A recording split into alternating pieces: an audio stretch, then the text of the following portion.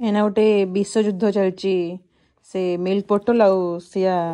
भितर ए विश्वयुद्ध रे जदि मो हाथटी भल भाव काम करि पारला देन मिल्क बोतल होची विन हबो आ जदि हाथटी मोर काम न करि पारला तेले सिया मोर विन हला सबु बेले लास्ट पार्ट को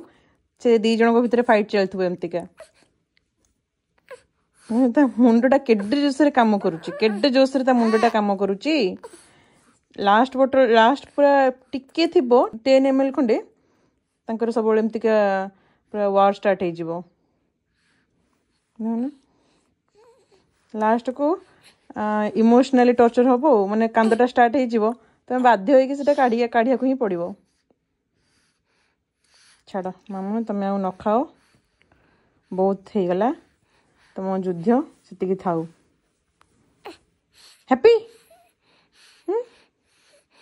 कि खुशी सी कथा कही दउची